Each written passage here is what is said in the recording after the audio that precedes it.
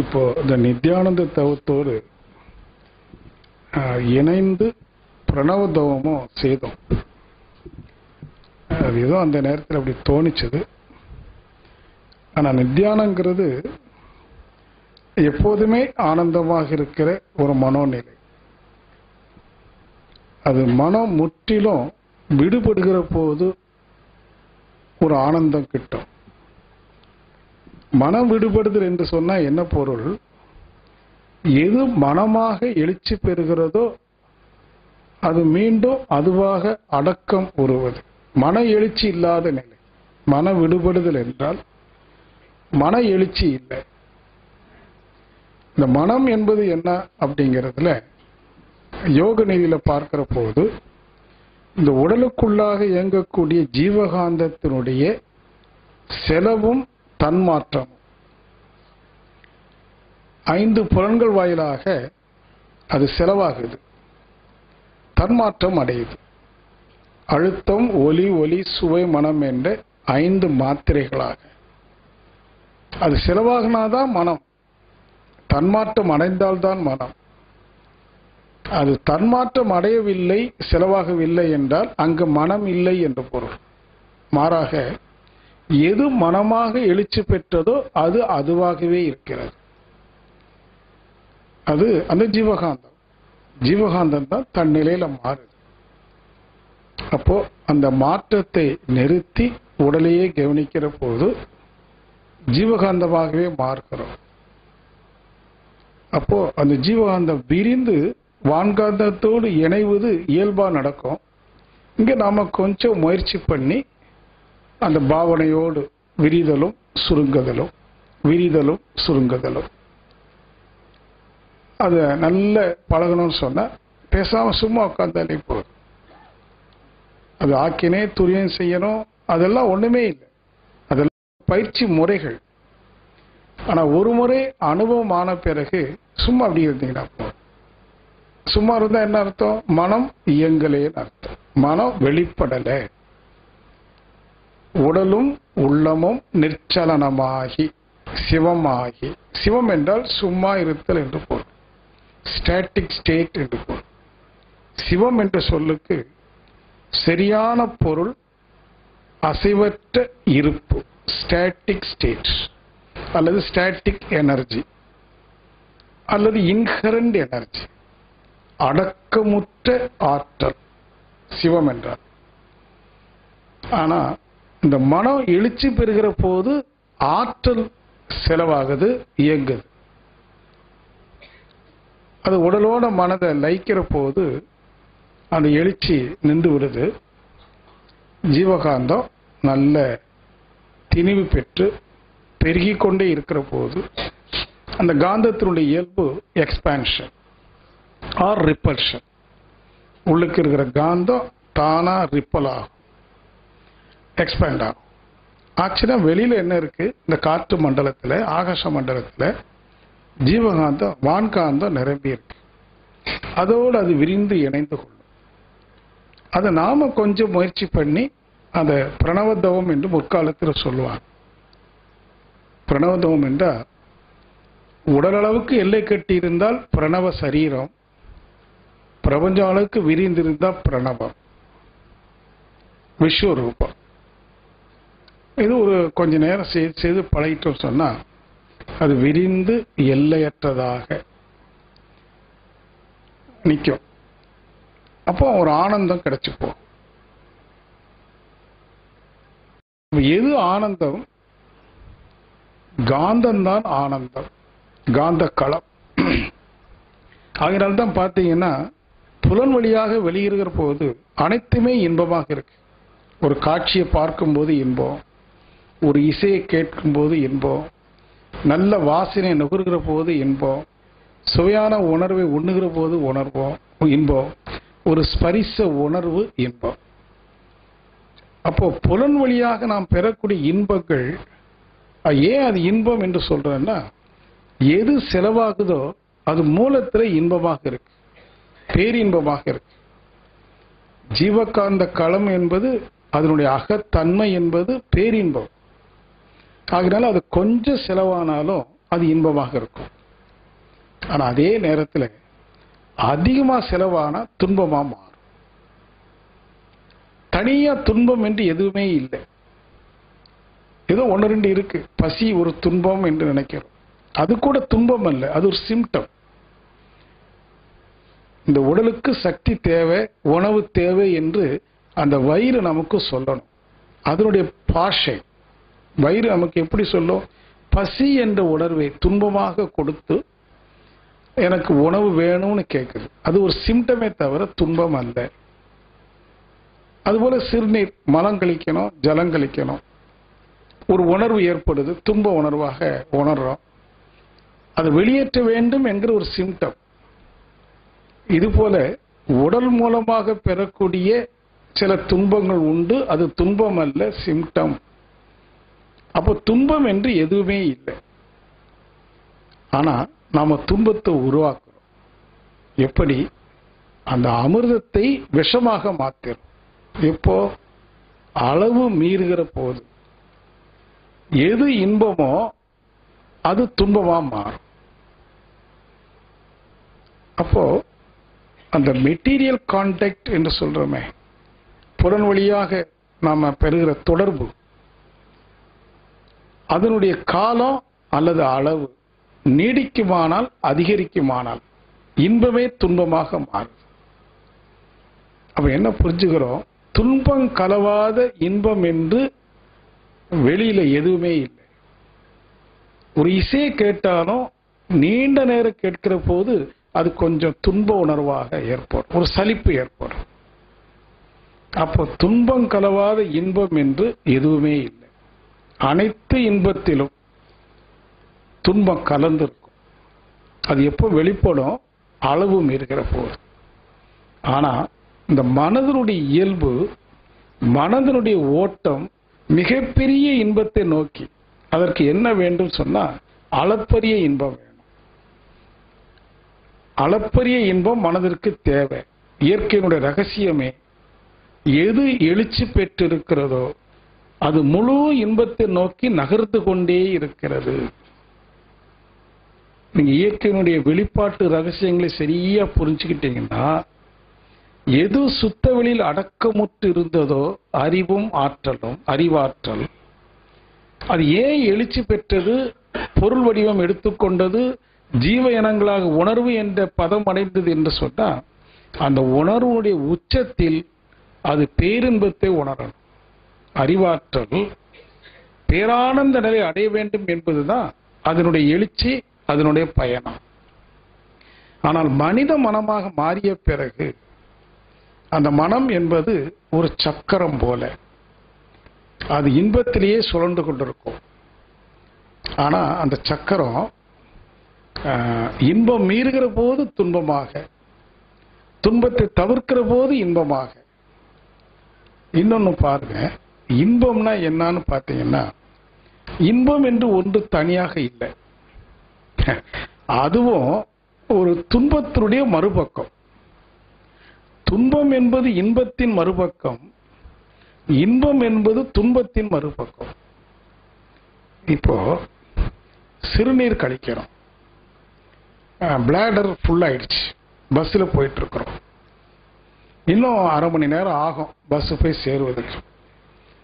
அந்த பிளாடர் நிறைஞ்சிக்கிட்டே இருக்குது. அப்போ ஒரு துன்பம், அடி வயிற்றில் அந்த சுமை தாங்க முடியாத ஒரு துன்ப உணர்வு. அந்த நேரத்தில் யாரும் நம்ம பேசினாலும் நமக்கு கோபம் வரும். ஏன்னா அந்த அளவுக்கு ஒரு துன்ப வேதனை இருக்கு. இப்போ என்ன ஆகுது, பஸ் ஸ்டேஷனுக்கு போயிடுச்சு, நேர பாத்ரூம் ஓடுறோம், சிறுநீர் கழிக்கிறோம். அந்த சிறுநீரை கழிக்கிற போது கண்ணை மூடி ரசிக்கிறோம், அது இன்பமா இருக்கு. அது என்ன இன்பம்? துன்பம் களையிற இடம், நம்ம விட்டு துன்பம் வெளியேறுது. துன்பம் வெளியேற வெளியேற களைய களைய அது ஒரு இன்ப உணர்வை கொடுக்குது. அப்ப இன்பம்னா என்ன? துன்பம் கழிகிற இடம் இன்பம். சரி, துன்பம்னா என்ன? இன்பம் பெருகிட துன்பம். துன்பம் கழிகிற போது இன்பம்.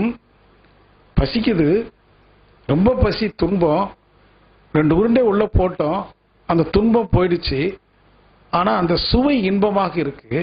2 உருண்டை சாப்பிட இடத்துல 8 உருண்டை சாப்பிட்டோம், பழையபடி துன்பம். இப்ப இன்ப துன்பம் என்பது ஒரு சக்கரம். கீழது மேலாம், மேலது கீழாம். துன்பமே இன்பமாக மாறுது, இன்பமே துன்பமாக மாறுது. இப்ப மனம் என்பது இன்ப துன்ப சக்கரம். அதான் சம்சாரம் ஒரு சாகரம் என்று சொன்னார். சாகரம்னா அந்த கடல் அலை எப்படி சுழண்டு சுழண்டு அடிக்குதோ அதுபோல இந்த இல்வாழ்வு என்பது இன்ப துன்ப சாகரம். சம்சாரம் ஒரு சாகரம். இப்ப என்ன வேணும்? இந்த சக்கரத்திலிருந்து விடுபடணும். ஒவ்வொரு மனிதனுடைய வாழ்வின் போராட்டமே அந்த இல்வாழ்வில் சிக்கிக்கொண்டு, இன்ப துன்ப சக்கரத்தில் சிக்கிக்கொண்டு சங்கடப்பட்டு கொண்டிருக்கும் பாருங்க. அதிலிருந்து விடுபடணும். எப்படி விடுபடுவதற்கு? இந்த மனம் தேடுவதோ பேரின்பம். ஆகவே அது இன்பத்தை பெருக்குது பொருள் சார்ந்த வாழ்க்கையில். இந்த உலகம் முழுவதும் இந்த மெட்டீரியல் லைஃப்னு சொல்றோமே, பொருளாதாரத்தை அடிப்படையாக கொண்டு சதா பொருளாதாரத்தை எவ்வாறு அதிகரித்துக் கொள்வது, எக்கனாமிக் டெவலப்மெண்ட்ஸ் என்று சொல்றோம். பொருளாதார வளர்ச்சி அது தனி மனிதன் மட்டுமல்ல, ஒட்டுமொத்த உலகத்தினுடைய போராட்டமும் பொருளாதார வளர்ச்சி என்ற போட்டி. ஆனா அது மறைமுகமாக துன்பத்தை தருகிறது என்பதை யாருமே உணரல. இப்ப தனிப்பட்ட முறையில் சிந்திக்கிற போது இன்பத்தின் அளவு மீறுகிற போது துன்பம் என்று புரிந்து கொண்டோம். ஆனால் இந்த மனம் நாடுவது மிகப்பெரிய இன்பத்தை.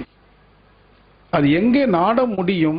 இதுகாரும் எங்கிருந்து அந்த மனதிற்கு இன்பம் கிட்டியதோ அங்கேயே இன்பத்தை தேடும். அதான் காலையிலே சொன்னேன், நாம் தேட வேண்டிய இடத்தில் தேடி பெற்றால் அந்த இன்பம் துன்பம் கலவாத இன்பமாக அமையும். அது எது என்றால் ஜீவகாந்த களம். நமக்குள்ளாக இருக்கிற பிரணவ சரீரமே பேரின்ப ரகசியம். இப்ப அதை நாம புரிந்து கொண்டு கொஞ்சம் முயற்சி பண்ணி அந்த ஜீவகாந்த களத்தையே உணரக்கூடிய தவ முறைகள்லாம் செய்து பழகி அந்த பிளிஸ்ஃபுல் ஸ்டேட், பேரானந்த நிலை, அது உணர்வுக்கு எட்டுமானா பிறகு இன்பத்திற்காக வெளியில போராட வேண்டிய அவசியம் இல்லை.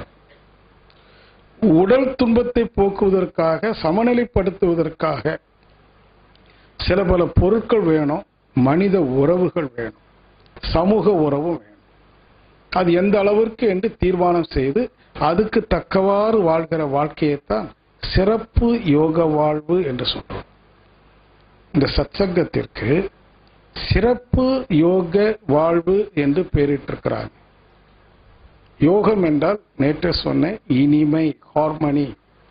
நமது வாழ்வு இனிய வாழ்வாக அமைவதற்கு, வெறும் இனிய வாழ்வு மட்டுமில்லை, சிறப்பு மிகுந்த இனிய வாழ்வு. சாதாரணமா இனிய வாழ்வு என்று சொன்னா நம்முடைய வாழ்க்கையில அனைத்து சுகபோகங்களும் இருக்குமானால் ஒரு கம்ஃபர்ட் லைஃப்னு சொன்னோம். நல்ல வீடு, வேக வாகன வசதி, தொலைத்தொடர்பு சாதனம், தொலைக்காட்சி பெட்டி, இன்னும் விதவிதமான மின் சாதனங்கள், அதாவது உயர்தர வாழ்க்கை அமையுமானால், சுகபோகம் அமையுமானால் அது இனிய வாழ்வு என்று சொல்லலாம். ஆனால் அது சிறப்பான இனிய வாழ்வு என்று சொல்வதற்கு இல்லை.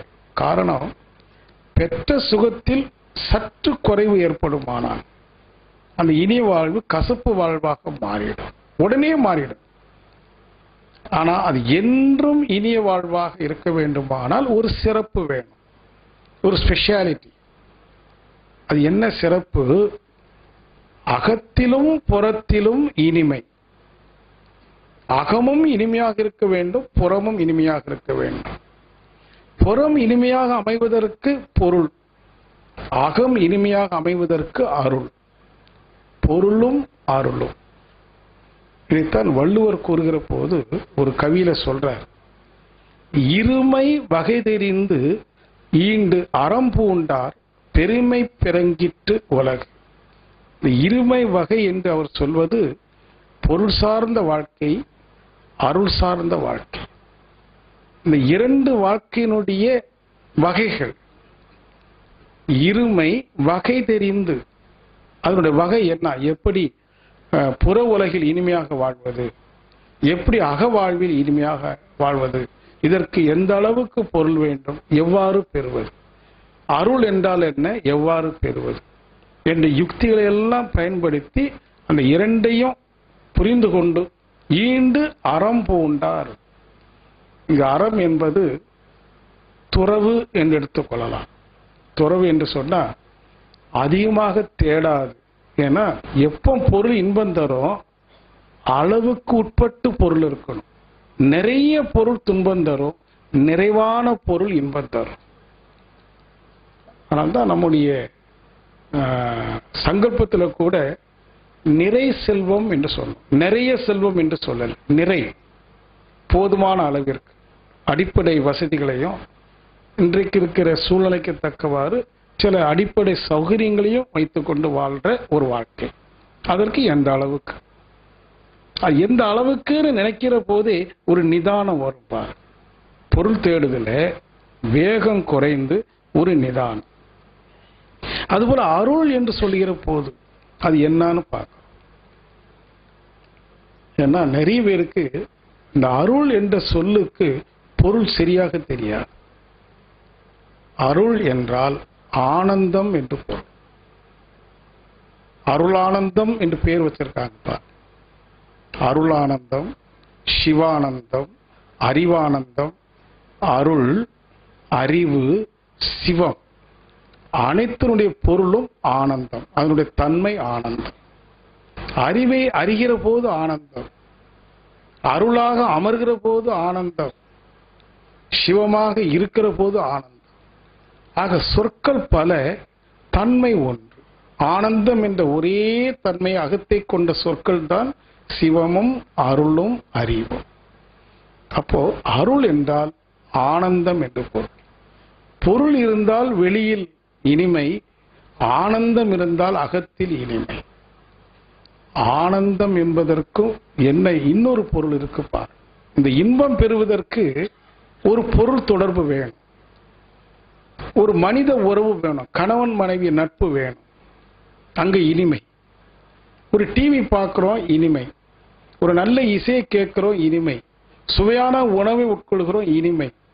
புற இனிமை என்பது பொருளை சார்ந்தது. அது இன்பமாக இருந்தாலும் அந்த இன்பத்தை பெறுவதற்கு ஒரு பொருள் சார்பு வேணும்.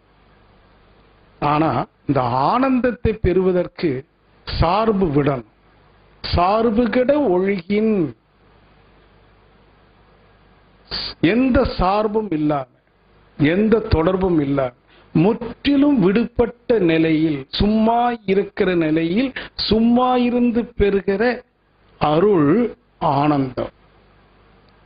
அதனுடைய பியூட்டியை நீங்க பார்க்கணும். கஷ்டப்பட்டு பணம் சம்பாதிச்சு அந்த இன்பத்தை பெறுகிறோம், பொருள் இன்பம். அங்க கடினமா உழைக்க வேண்டியிருக்கு, அங்க ஏதாவது செய்ய வேண்டியிருக்கு. அந்த இன்பத்தை பெறுவதற்கு சிறிய இன்பமாக இருந்தாலும் அதற்காக உழைக்க வேண்டியிருக்கு, சிந்திக்க வேண்டியிருக்கு. ஆனால் அளப்பரிய இன்பம், ஆனந்தத்தை பெறுவதற்கு எதுவும் செய்ய வேண்டாம். எந்த முயற்சியும் செயலும் தேவையில்லை, செய்தால் பெற இயலாது. அளப்பரிய இன்பம் வேண்டும் என்றால், ஆனந்த உணர்வு வேண்டும் என்றால், என்ன செய்ய வேண்டும் என்றால் ஒன்னும் செய்யக்கூடாது. A state of non-doing is a state of blissfulness.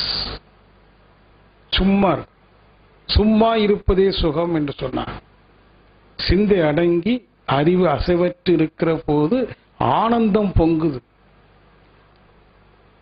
நீங்க நல்லா கவனிக்கணும். ஆனந்த உணர்வு பெறுவதற்கு எந்த முயற்சியும் தேவையில்லை, எந்த செயலும் தேவையில்லை. ஆனால் ஒரு சிறு முயற்சி தேவை. என்னவென்றால் மனதின் இயல்பிலிருந்து, மனதினுடைய இயல்பு முயற்சி செய்யும், மனதின் இயல்பு செயல் புரியும். அப்படி செயல் புரிகிற முயற்சியோடு இருக்கிற மனதை முயற்சியற்ற மனதாக மாற்றுவதற்கு ஒரு சிறு முயற்சி தேவை. A little effort is needed. அது என்ன முயற்சின்னு கேட்கலாம். அந்த முயற்சி தான் நம்மை நாமே சமாதானப்படுத்துகிற முயற்சி. ஒரு தகுதி வேணும்னு சொன்ன பாருங்க காலையில். என்ன தகுதினா சமாதானமாக இருக்கிற தகுதி. எது நிகழ்ந்தாலும் நிகழாவிட்டாலும் என் மனம் சமாதானமாக இருக்கிறது என்கிற ஒரு கன்க்ளூஷன். சமாதானம் அடைகிறவன் பாக்கியவான் என்று சொல்லப்பட்டு, அந்த பாக்கியம், சமாதானம் என்ற பாக்கியமே அடிப்படை தகுதி ஆன்ம உணர்விற்கு. எது நான் என்று உணர்ந்து அறிவதற்கு அடிப்படை தகுதி சமாதானம். அந்த சமாதானத்தை எப்படி பெறுவது என்பதையெல்லாம் இன்னும் நாம சிந்திக்கணும். ஏற்கனவே அதை பற்றி நம்ம பல முறை பேசியிருக்கிறோம். நாம சந்திக்கிற போது இந்த சமாதானங்கிற வார்த்தை ஒரு மிகப்பெரிய வார்த்தை. அதனுடைய உட்பொருள் மிக மிக ஆழமானது. ஆகையினாலதான் இயேசு மகான் தன்னுடைய மலை பிரசங்கத்தில், குறிப்பாக பிரசங்கத்தை தொடங்குகிற போதே முதல் அத்தியாயமே அவர் மக்களை பார்த்து கூறுவது, நான் அதை அடிக்கடி நினைவு கூறுகிற ஒரு வசனம். மக்களை பார்த்து இயேசு மகான் சொல்றார், இன்றாகிலும் உன்னுடைய சமாதானத்திற்கு உரியவற்றை நீ அறிந்திருப்பாயானால் மிக்க நலமாக இருக்கும். மீண்டும் சொல்றேன், இன்றாகிலும் என்ன அர்த்தம்? நேற்று வரைக்கும் இல்லை, இன்றாகிலும், அட்லீஸ்ட் டுடே, இன்றைக்காவது எது உனக்கு சமாதானத்தை கொடுக்கும் என்று நீ அறிந்திருப்பாயானால் மிக்க நலமாக இருக்கும். இன்றாகிலும் உன்னுடைய சமாதானத்திற்கு உரியவற்றை நீ அறிந்திருப்பாயானால் மிக்க நலமாக இருக்கும். இப்போ நாம் அனைவரும் என்ன சிந்தனைக்கு வரணும்? நாம சமாதானமாக இருப்பதற்கு என்ன வேண்டுங்கிற சிந்தனை.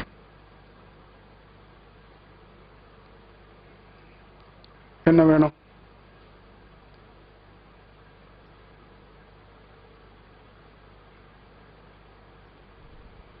ஏதாவது வேணும்.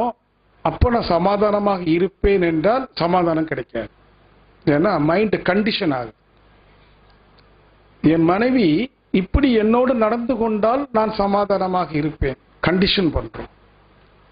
என்னுடைய சமூகம் இவ்வாறு இருக்குமானால் நான் சமாதானமாக இருப்பேன், கண்டிஷன் பண்றோம், நிபந்தனைக்கு உட்படுகிறோம். சமாதானம் எப்போது நிகழும் என்றால், எப்போது நிபந்தனைகள் இல்லாது நான் வாழ தயார் என்று பக்குவப்படுத்துகிறோம். அந்த சமாதானங்கிற வார்த்தையே ஆங்கிலத்தில் இக்விலிபிரியம் என்று சொல்றோம். பிசிக்ஸ்ல சொல்லுவாங்க ஸ்டேட் ஆஃப் இக்விலிபிரியம். அப்படின்னா என்ன?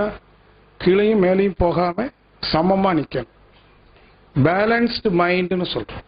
மனம் அங்கும் இங்கும் கீழே போகாம மேலே போகாம சமமா நிக்குது. State of equilibrium. அப்போ இது கிடைத்தால் சமாதானமாக இருப்பேன் என்று சொல்கிற போது மைண்ட் இம்பேலன்ஸ் ஆகுது. ஏன்னா நாம எவ்வளவு இது கிடைத்தால், எவ்வளவு கிடைத்தால் ஒரு அளவு நிர்ணயம் செய்கிற போது அது ஒரு கால் கொஞ்சம் குறைஞ்சு போச்சுன்னு வைப்போம். என்ன ஆகும்? இம்பேலன்ஸ் ஆகிடும் இல்லையா? அதனால எது சமாதானத்தை கொடுக்கும் என்றால் நிபந்தனையற்ற வாழ்வு, அன்கண்டிஷனல் லைஃப். அப்படின்னா என்ன? என் மனைவி தான், என் பிள்ளைகள் தான், என்னுடைய நண்பர்கள் தான், என்னுடைய சமூகம் தான். என்னுடையது சொல்றோம். கவனிச்சிங்களா? என் மனைவி தான், என் கணவன் தான். அந்த என் மனைவி அல்லது என் கணவன் என்று சொல்லுகிற போது அங்க ஒரு நிபந்தனை போடுறோம். எப்படி போடுறோம்? என் கணவன் இன்னொரு பெண்ணோடு பேசுவது தனக்கு மகிழ்ச்சியை தராது. அந்த பெண் சமாதானத்தை இழந்துருவாங்க. இழந்துருவீங்களா? உங்க வீட்டுக்காரரு பக்கத்து வீட்டு பொண்ணோட கொஞ்சம் பேசினா உங்க சமாதானம் என்ன ஆகும்? கண்டிஷன்ஸ். அப்போ அந்த உறவுகள்ல ஒரு உரிமை இருக்குது, பாத்தீங்களா? இருக்கா இல்லையா? என் கணவன்கிற உரிமை, என் மனைவிங்கிற உரிமை இருக்குதா இல்லையா? அந்த உரிமை இல்லைன்னு ஒரு முடிவுக்கு வரும். வந்துட்டா மைண்ட் பேலன்ஸ் ஆயிடும். அதாவது எனது என்று சொல்லக்கூடிய பொசசிவ்னஸ், எனது என்று பாராட்டுகிற உரிமை இல்லைன்னு ஒரு முடிவுக்கு வரணும். வர முடியுமா அல்லது சரிதானா?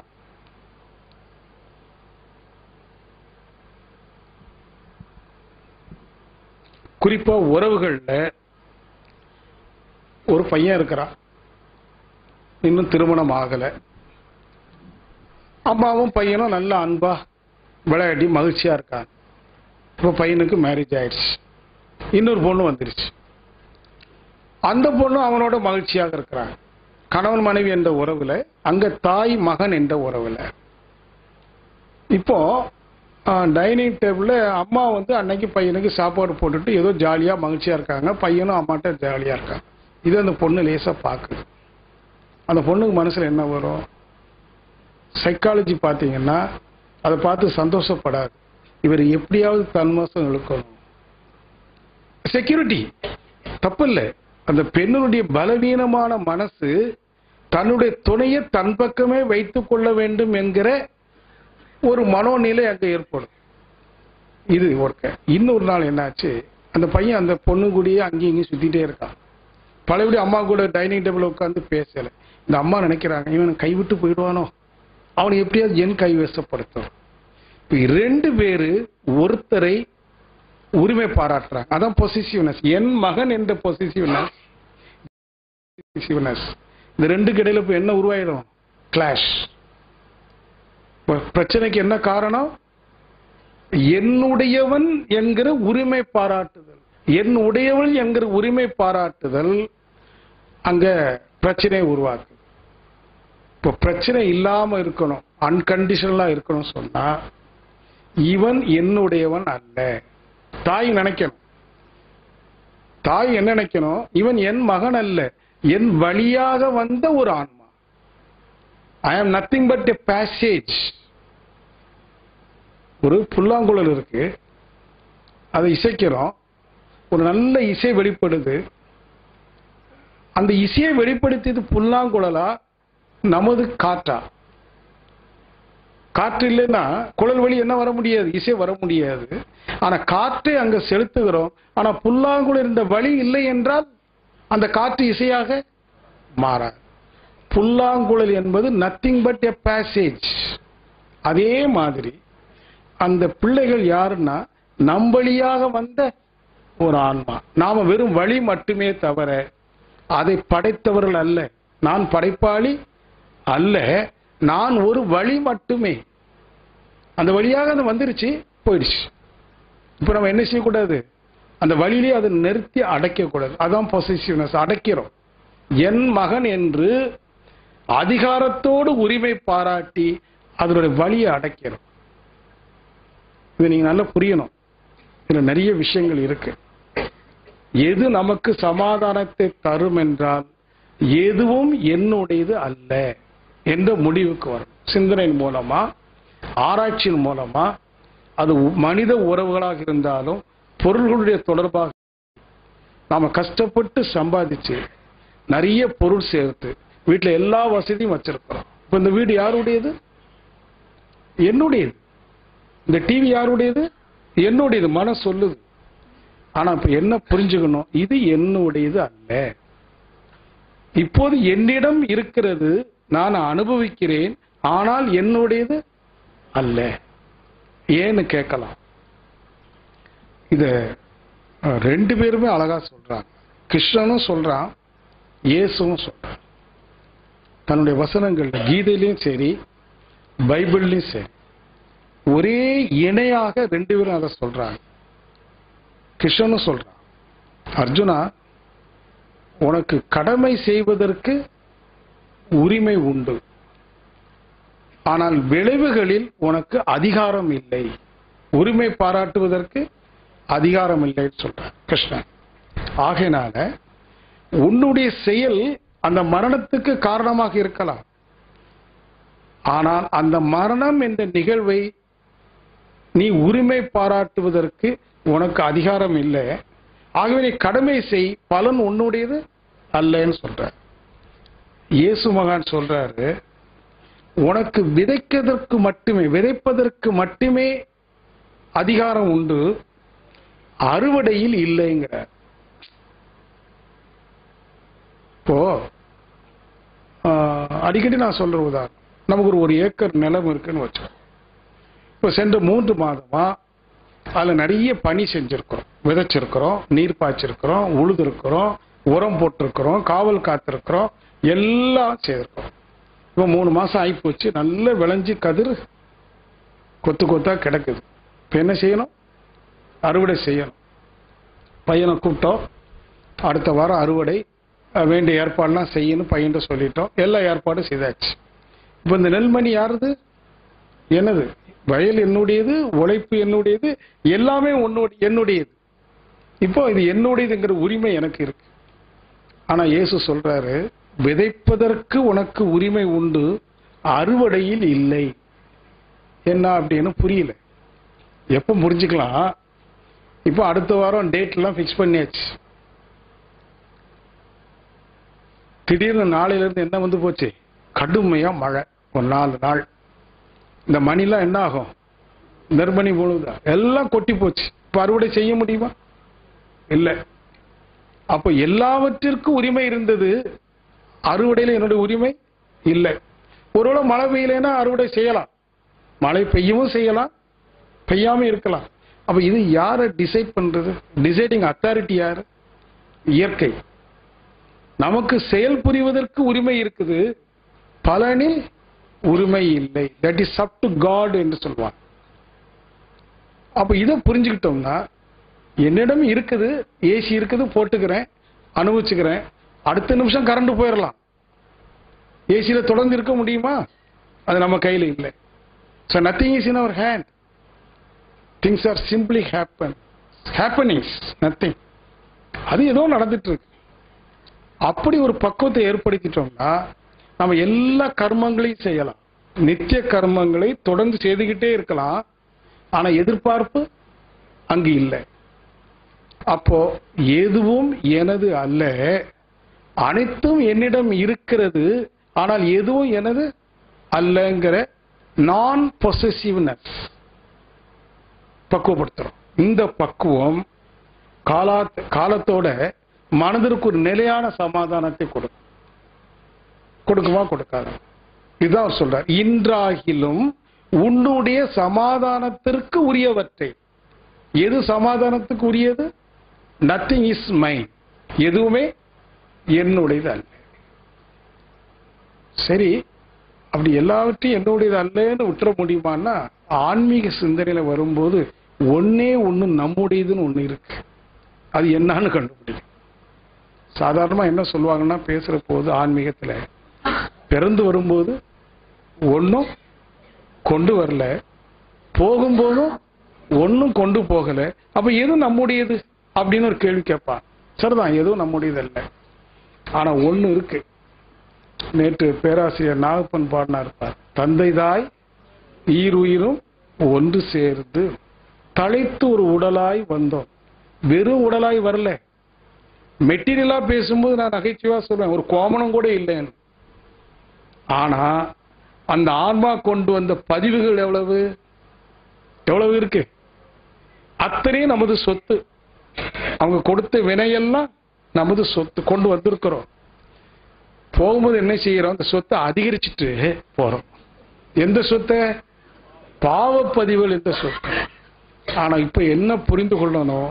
நான் வந்த போது பதிவுகளோடு, பாவ பதிவுகளோடு சொத்தாக கொண்டு வந்திருக்கிறேன். போகும்போது இந்த சொத்தை எல்லாம் அரும்பிறவியில் முன்வினை அறுத்து எல்லையில்லா மெய்ப்பொருளை அடைந்து கொள்ளணும். வாழுகிற போதே பதிவுகளை எல்லாம் இறக்கி வச்சுட்டு, இது இயேசு இன்னொரு வசனத்துல சொல்றார் பார். அந்த பாவம் மிகுந்த மக்களை பார்த்து பாவிகளேன்னு அழைத்து, பாவிகளேன்னு அவர் மக்களை பார்த்து அழைக்கிறார். வருத்தப்பட்டு பாரம் சுமக்கின்றவர்களை என்னிடம் வாருங்கள், இளைப்பாறுதல் தருகிறேன். அதுல என்ன சூட்சுமோ, இறைவன் சொல்லுவது போல அந்த வசனம். நாம பிறவியில கொண்டு வந்த பாவப்பதிவுகள், அதனால பல வினைகளை மீண்டும் செய்து பாரத்தை என்ன செய்யறோம்? சுமந்து சங்கடப்பட்டுக்கிட்டே இருக்கிறோம். இந்த பாரம் இப்ப இறக்கி வைக்கப்படும்.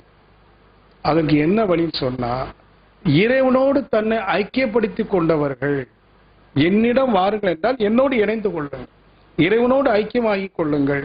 இந்த பாரம் எல்லாம் இறக்கி வைக்கப்படும்.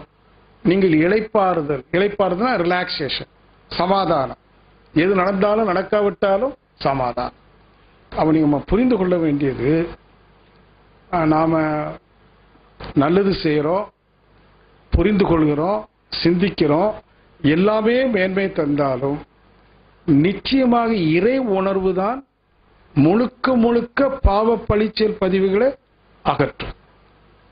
ஒரு திருக்குறள் இருக்கு, இருள் சேர் இருவினையும் சேரா இறைவன் பொருள் சேர் புகழ் புரிந்தார் மாற்று.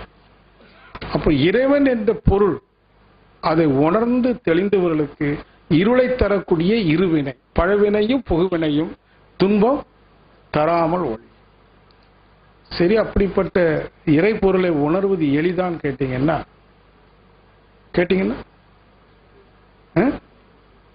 எளிதான் கேட்டீங்கன்னா கஷ்டம்னு சொல்லுது இல்ல. மிக மிக எளிது இறைநிலை உணர்வு. ஆனா அதை கடினம்னு நினைச்சிட்டு இருக்கிறோம். மிக மிக எளிது எப்போம் என்றால் எப்போது சமாதானம் அடைகிறோம். நாம செய்ய வேண்டியது இப்ப என்ன? சமாதானம் மட்டும். அதற்கு ஒரு முயற்சி. தினசரி மாலை அல்லது இரவு அன்றைய பொழுது எந்தெந்த சூழ்நிலைகள், எந்தெந்த நிகழ்வுகள் நம்முடைய சமாதானம் இழப்பதற்கு காரணமாக இருந்ததோ அதை பற்றி சற்று சிந்தித்து, மன விரிவோடு சிந்தித்து, அதை புரிந்தும் ஏற்றும் கொண்டால் மனம் என்ன ஆகும்? சமாதானம். ஒன்று புரிந்து கொள்ளணும், யாரும் நமக்கு சமாதானம் தர இயலாது. இறைவனிடம் போய் நீங்க என்னதான் கெஞ்சினாலும் வேண்டினாலும் இறைவனால் கூட நம்முடைய சமாதானத்தை கொடுக்க இயலாது. அப்ப இறைவனாலேயே முடியல, வேதாத்திரி மகர்ஷி போய் சமாதானம் கொடுன்னு அவர் கொடுக்க முடியுமான்னா கொடுக்க முடியாது. குருவாலும் தர முடியாது. இந்த சமாதானம் என்ற அருள் முழுக்க முழுக்க நமது முயற்சியை சார்ந்தது. நம்மை நாமே சமாதானப்படுத்தி பழகணும். அன்றாடம் அன்றாடம் எந்த சூழ்நிலையினால், நிகழ்ச்சியினால் நான் சமாதானத்தை இழந்தேனோ அது அன்று இரவுக்குள்ளாக நான் என்னுடன் பேசி, இது இப்படித்தான் இருக்கும், அது அப்படித்தான் இருக்கும், இது நிகழ்வு என்று சொல்லி என் மனதை நான் சமாதானப்படுத்தும். அப்போ இரவு தூங்கும்போது சமாதானத்தோடு தூங்குறோம், காலையில் முழிக்கும் போது சமாதானத்தோட முழிக்கிறோம். காலை 9 மணிக்கு சட்டினியில் உப்பு கூடிருச்சு, சமாதானத்தை இழந்துட்டோம். கலக்கிறோமா இல்லையா? சின்ன விஷயம், இழந்துடுறோம். ஆனா தொடர்ந்து சமாதானப்படுத்திக்கிட்டே வந்தோம் சொன்னா, இந்த சட்டினில உப்பு இருக்குன்னு தெரிஞ்சதுமே உடனே மனைவியை கூப்பிடுவோம், கொஞ்சம் தயிர் கொண்டு வா. ஏன்னு கேட்பாங்க, உப்பை குறைப்பது. இப்ப யுக்தியை பயன்படுத்துறோம். சமாதானம் அடைந்த மனம் மீண்டும் சமாதானத்தை இழப்பதற்குரிய சூழ்நிலை வருமானால் அது யுக்தியை என்ன செய்யும்? பயன்படுத்தும். இப்போ யுக்தி வேலை செய்ய ஆரம்பிச்சாச்சு. அப்போ சமாதானம் பெற்ற மனம் யுக்திக்கு செல்கிற போது, யுக்திங்கிறதுனா தெரியுங்க, டெக்னிக்ஸ். என்ன techniques? How to keep harmony, எப்படி இனிமையை தக்க வைப்பது என்கிற ஒரு டெக்னிக் தெரிஞ்சிடும். அதான் யுக்தி. இப்ப யுக்தி வந்து போச்சு. நெருப்பு இருக்கு, நெருப்பு தொட்டா என்ன ஆகும்? சுடும். யுக்தி என்ன? நெருப்பை எவ்வாறு கையாள்வது, ஹவு டு ஹேண்டில். இப்ப டெக்னிக் என்னன்னா ஹவு டு ஹேண்டில். எதை? எல்லாவற்றையும். ஒரு பொண்ணுக்கு தன் கணவன் அல்லது ஒரு கணவனுக்கு தன் மனைவி ஒரு நாய் மாதிரி, அப்படிதானே? உண்டா இல்லைங்க? நான் நேற்று சொன்ன நாய்க்கு 2 குணம் உண்டு. என்ன குணம்? வாலும் ஆட்டும், கடிச்சும் வச்சிடும். அது எப்போ வாலாட்டும்? தடவி கொடுத்தா. எப்போ கடிக்கும்? நாம் அதை மிதிச்சா. இப்ப மனைவியை தடவிக்கிட்டே இருக்கணும். இன்சென்ஸ் முதல் தடவி கொடுப்பதில்லை, அவனை இதமா வச்சுக்கணும், கணவனை இதமா வச்சுக்கணும். How to handle. கிளாஸ் வெசலை எப்படி ஹேண்டில் பண்றோம்? ஒரு ஸ்டீல் கிளாஸை எப்படி ஹேண்டில் பண்றோம்? கப்பில் எவர் சிலர் கப்பை கையில் எடுத்துட்டு போனா அசால்ட்டா எடுத்துட்டு போவோம். அதே ஒரு கண்ணாடின்னா மெதுவாக எடுத்துட்டு போவோம். நமக்கு தெரியும் எப்படி அதை ஹேண்டில் பண்ணணும். நெருப்பை எப்படி ஹேண்டில் பண்ணணும் தெரியும். அதே மாதிரி மனைவி ஒரு கணவனுக்கு நெருப்பு மாதிரி, ஒரு மனைவிக்கு ஒரு கணவன் நெருப்பு மாதிரி, பெற்ற குழந்தைகள் நெருப்பு, எல்லாமே நெருப்புன்னு வச்சுக்கிடுங்களேன். எப்படி ஹேண்டில் பண்ணணும்? how much distance you have to keep. நெருப்புக்கு ஒரு டிஸ்டன்ஸை கீப் அப் பண்றோம். அந்த டிஸ்டன்ஸ் எவ்வளவுன்னு தெரிஞ்சுக்கிட்டா நெருப்பு நமக்கு ஆதாயம், நெருப்பு நமக்கு ஆதாயம். அதுபோல ஒவ்வொரு உறவும் நமக்கு ஆதாயம், ஒவ்வொரு பொருளும் நமக்கு ஆதாயம். அப்ப அனைத்துமே ஆதாயம் என்றால் அனைத்தும் ஆசீர்வதிக்கப்பட்டது. I know how to handle, how to approach, எப்படி அணுகணும், எப்படி கையாளணும் தெரிஞ்சிட்டு அந்த இல்லற வாழ்க்கையில, சமூகத்தை ஒட்டிய வாழ்க்கையில வாழ்ந்து கொண்டே இருந்தால் நமக்குள்ள என்ன நிகழும்? சமாதானம், அமைதி. இப்ப சமாதானம் வந்து போச்சு, மாலை நேரம், சரி சும்மா கடான போய் உட்காரணும் அப்படின்னு கண்ணை மூடி உட்கார்ந்துட்டா ஒரு புதிய பரிமாணம் திறக்கப்படுது நம்ம மனசுக்குள்ள. ஒரு நியூ டைமென்ஷன். என்ன டைமென்ஷன்? Dimension less dimension. சுத்த வெளிக்கு என்ன கிடையாது தெரியுமா? டைமென்ஷன்னா பரிமாணம். ஒவ்வொரு பொருளுக்கும் என்ன உண்டு? முப்பரிமாணங்கள் சொல்றோமா இல்லையா? நீளம், அகலம், உயரம். சுத்த வெளிக்கு என்ன இல்லை? பரிமாணங்களே இல்லை. பரிமாணங்களே இல்லாத ஒரு பரிமாணத்திற்குள்ள நுழைவோம். எப்போ சமாதானம் ஆயிப்போச்சு, தியானம் செய்யலாரு, கண்ணை மூடுறோம், அங்க இட சுத்தி அது இதுன்னு சொல்றதுக்கு முன்னாடியே மனம் என்ன ஆயிடும்? நின்றும்.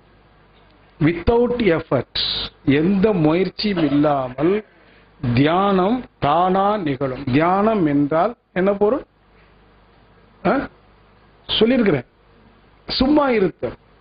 தியானம் செய்யக்கூடியதல்ல, அது ஒரு இருப்பு நிலையை குறிக்கிற சொல். தியானம் என்றால் சிவம் என்று பொருள். சிவம் என்றால் என்ன? அசைவற்ற என்று பொருள், சும்மா இருத்தல் என்று பொருள். அவர் தியானம் செய்கிறார் அல்ல, தியானமாய் இருக்கிறார்னு சொல்றோம். நான் தியானம் செய்ய போறோம்னு சொல்றோம் மொழி வழக்கில். தியானம் செய்யக்கூடியதல்ல, அது ஒரு வினை அல்ல, அது ஒரு இருப்பு. அப்ப அசைவற்று, மன அசைவற்று இருக்கும். எப்போ அசைவற்று இருக்கும்? பேலன்ஸ்டா இருக்கும், சமாதானமா இருக்கும். ஒரு ஸ்கேல வச்சுக்கிடுங்க, இந்த விரல்ல ஒரு ஸ்கேல் எப்படி வச்சோம், விளையாடிட்டு இருப்போம், கவனிச்சுக்கலாம். அது அந்த சரியா 6 இன்ச்சில மத்தியில் இருந்தா ஸ்கேல் எப்படி இருக்கும்? ஸ்ட்ரெயிட்டா இருக்கும். கொஞ்சம் நகர்ந்தனா ஆட ஆரம்பிச்சிடும். இம்பேலன்ஸ்னு சொல்லுவோம். அது சமாதானத்துல இல்லை. அது சமநிலையில் இருக்குமானா அசையாம இருக்கும், ஸ்டாட்டிக்கா இருக்கும்னு சொல்றோம். அது மாதிரி மனசுல சமாதானம் நிகழ்ந்தால் மனசு சும்மா இருக்கும். அது சும்மா இருந்துகிட்டே இருக்க இருக்க உணர்வு எட்ட ஆரம்பிச்சு. என்ன உணர்வு? ஆனந்தம். எது நான் என்ற கேள்விக்கு அங்கு விட கிடைக்குது. நான் ஆனந்த சொரூபி. கிருஷ்ணன் கடைசியில் அர்ஜுனன் சொல்றான். ஆகவே அர்ஜுனா, இந்த நான் என்பது ஆத்ம ஆனந்த சொரூபம். நான் ஆத்ம ஆனந்த சொரூபம். என்னை தவிர்த்து பிரிது ஒன்றும் இல்லை, பிரிது ஒன்றினால் எனக்கு பாதிப்பும் இல்லை. ஆகவே அர்ஜுனா, நீ கொலை செய்யணும். கொலை செய்யணும், உன் கர்மத்தை செய். அந்த இடத்துல குருஷேத்திரத்துல அர்ஜுனுடைய வினை கர்மம் போர் புரிதல், கொலை செய்தல். ஆகவே நீ செய், சமாதானமா செய். உனக்கு என்ன இல்லை? பாவ புண்ணியம் என்ற இம்பேலன்ஸ்டு மைண்ட் கிடையாது. பாவம் இல்லை, புண்ணியம் இல்லை. மகிழ்ச்சியாக தான் சொல்றேன். எந்த செயலும் புண்ணியமும் அல்ல, பாவமும் அல்ல.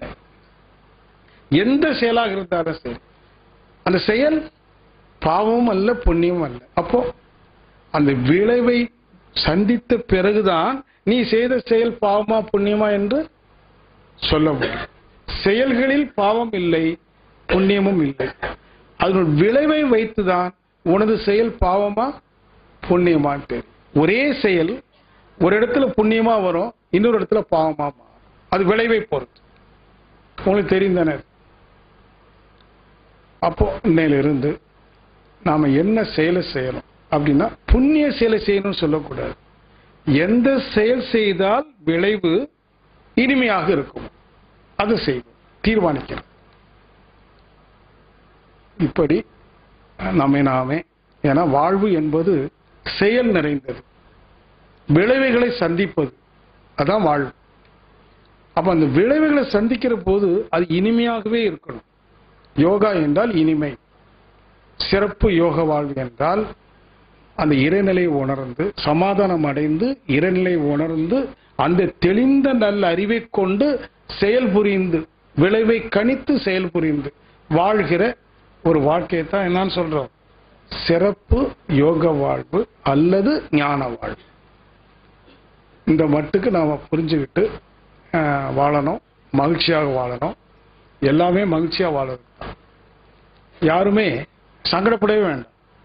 ஐயோ என் பொண்ணு இப்படி நடக்குது, என் பையன் இப்படி பேசுறானே, பக்கத்து வீட்டுக்காரர் இப்படி பேசுறாரு, அவங்க சண்டைக்கு வர்றது மாதிரி இருக்குது. எல்லாம் அப்படிதான் இருக்கும். எல்லாம் அப்படித்தான் இருக்கும். நாம எப்படி இருக்கணும், இப்படித்தான் இருக்கணும். எப்படி? How to approach and how to handle, அந்த டெக்னிக்கை ஃபாலோ பண்ணிட்டு.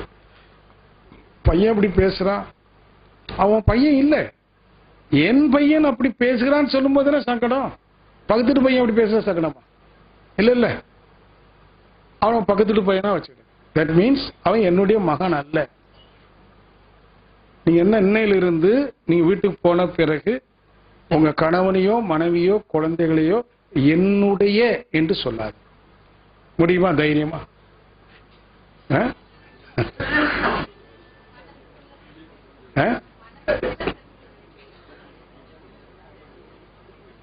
மனசுக்குள்ள மட்டும் சத்தம் சொன்னா ஓடுனாலும் ஓடிடுவார். அப்பா நான் இதுதான் உன்கிட்ட எதிர்பார்க்கிறேன், என் கணவன் நீ அல்லன்னு சொன்னா இதுதான் நான் எதிர்பார்த்துட்டு இருக்கிறேன், ஓடி போயிடுவார். அதனால்தான் அவங்க ஜாக்கிரதையா சொல்றாங்க, அவரை நெருங்கும் போது இவர் என்னுடையவர் அல்ல என்ன நினைச்சுக்கிட்டே நெருங்கணும். அப்படிதான் அப்படிதான். இதை மட்டும் சரியா பிடிச்சுக்கிட்டா போதும், சமாதானம். சிரிச்சு பாருங்க, எல்லாருக்கும் சிரிப்பு வருது பாருங்க இந்த உண்மையை தெரிஞ்சுக்கிட்டா. இவ்வளவு நாள் வெளியில சொல்றதுக்கு சங்கடப்பட்டுட்டே இருந்தாங்க, இன்னைக்கு ஒரு சுதந்திரம் கிடைச்சது, சொல்லி பாக்குறாங்க, சந்தோஷமா இருக்கு. இதான் உண்மை.